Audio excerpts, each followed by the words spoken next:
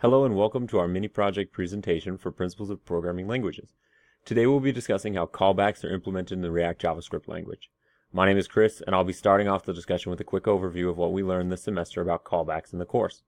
Then Anna will provide a brief understanding of React before Stephen will tie everything together by guiding us through an example using callbacks in React.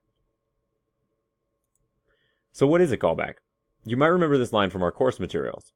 Professor Chang said, "Reaffirm our mantra, functions are values." You see, a fundamental part of understanding callbacks and higher order functions is the basic idea that you can pass functions around like values. That is, a function can receive a function as an argument just like the integer 1 or the string hello world. I think this is a good way of thinking about callbacks, and so I placed it in here. It's actually from a commenter on Stack Overflow who wrote, "A callback is a function that is called at the back of another function." And that might make it a little bit easier to understand anytime you think of this term, how it relates to the functions that it describes. As we will see in Lab 4, functions extend exprs just like an integer or a string. Speaking of Lab 4, this is where we're going to have our first callback. So you see here that functions extend exprs just like strings, and we'll move forward to this example of our first callback function from Lab 4, which is fold left. In the example here, we have the first higher order function we implemented, fold left. The function takes a function, which we have highlighted, that it then calls inside the body of the function. This allows the function to be more versatile because you can pass different functions into it and it will do different things. The idea of fold left is to iterate over a tree and apply a function. The function that's being applied is the callback.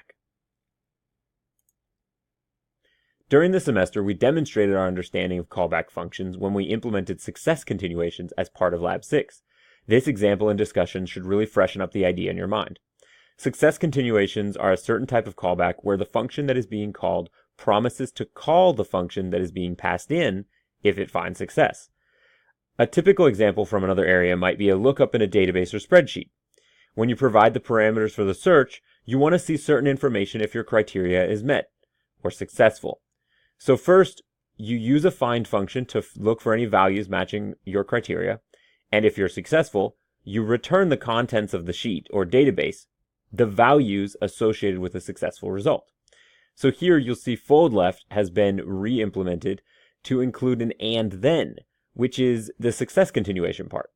You'll see sc, the variable here, is a function that's passed in, a to b, and then is called inside of the function body anytime a success is found.